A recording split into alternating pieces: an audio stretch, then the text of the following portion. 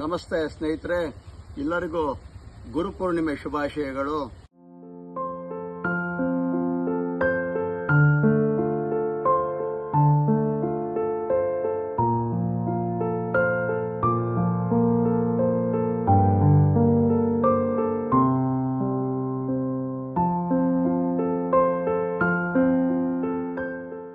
ಇವತ್ತು ಕಲಿಯುಗದಲ್ಲಿ ಬಹಳ ಸರಳವಾದಂತ ಒಂದು ಅನುಷ್ಠಾನನ ಹೇಳ್ತೀನಿ ತಮಗೆ.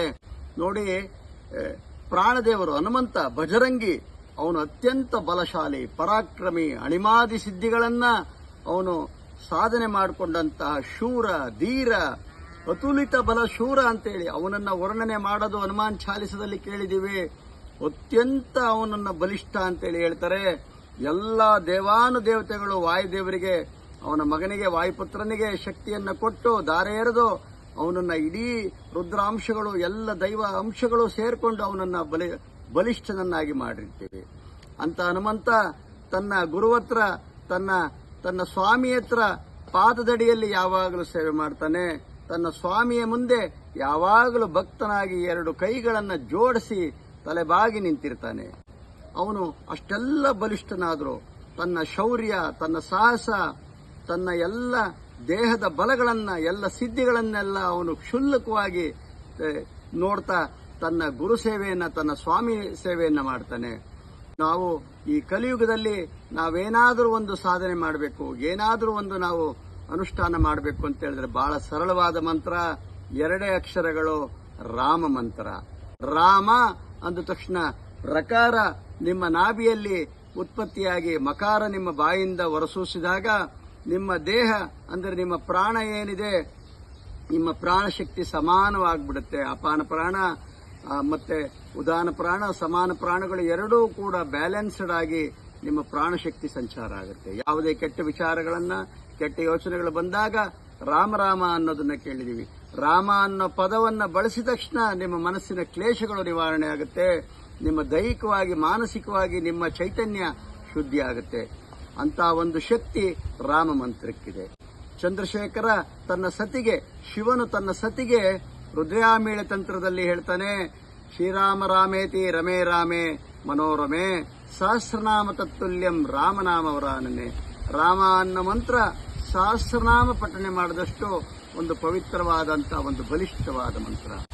ವಾಲ್ಮೀಕಿ ಮಹರ್ಷಿಗಳು ಅವರು ಬಹಳ ಬೇಡರಾಗಿ, ಬಹಳ ದೌರ್ಜನ್ಯ ಮತ್ತೆ ಮನುಕುಲಕ್ಕೆ ಅವರು ವಿನಾಶವಾಗಿ ಕೆಲಸವನ್ನ ಮಾಡ್ತಾ ಇರ್ತಾರೆ. ಅಂತ ವಾಲ್ಮೀಕಿಗಳು ಜ್ಞಾನೋದಯವಾಗಿ ನಾರದರಿಂದ ರಾಮ ಮಂತ್ರವನ್ನ ಪಡೆದು ಅದನ್ನು ಉಚ್ಚಾರಣೆ ಮಾಡಕ್ಕೆ ಬರದಲೆ ಮರ ಮರ ಮರ ಅಂದಿದ್ದೆ ಪರಿವರ್ತನೆ ಆಗಿ ರಾಮರಾಮ ಆಗಿ ಅವರ ಇಡೀ ವ್ಯಕ್ತಿತ್ವ ಬದಲಾವಣೆಯಾಗಿ ಮಹರ್ಷಿಗಳಾಗ್ತಾರೆ. ನಮಗಿದ್ರಿಂದ ಗೊತ್ತಾಗದು ಅವನು ಎಂತಹ ನೀಚನಾಗಿದ್ದರೂ ಕೂಡ ರಾಮ ಮಂತ್ರವನ್ನ ಅವನು ಉಚ್ಚಾರಣೆ ಮಾಡಿ ರಾಮನಾಮವನ್ನ ಸಾಧನೆ ಮಾಡಿದ್ರೆ ಅವನು ಮಹರ್ಷಿ ಆಗ್ತಾನೆ, ರಾಜರ್ಷಿ ಆಗ್ತಾನೆ. ಏನು ಅಂದುಕೊಂಡಿರ್ತಾನೆ ಅದನ್ನೆಲ್ಲ ಸಾಧನೆ ಮಾಡ್ತಾನೆ.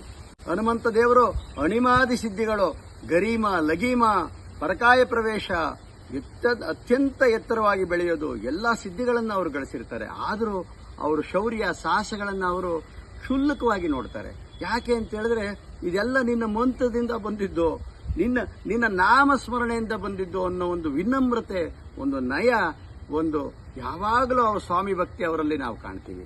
ನಾವು ಒಂದಿಷ್ಟು ಜಿಮ್ ಮಾಡಿ ಏನೋ ಒಂದಿಷ್ಟು ಬಲಿಷ್ಠರಾದ ತಕ್ಷಣ, ತೋಳ್ಬಲ ಬಂದ ತಕ್ಷಣ ನಾವು ಇನ್ನೊಬ್ಬರನ್ನ ದಾಷ್ಟತನದಿಂದ ನೋಡ್ತೀವಿ. ಆದರೆ ಹನುಮಂತ ದೇವರು ಯಾವಾಗಲೂ ಕೂಡ ವಿನಮ್ರನಾಗಿ ಕೈ ಜೋಡಿಸಿ ರಾಮನ ಪಾದದ ತರ ಕೂತ್ಕೊಂಡಿರ್ತಾರೆ.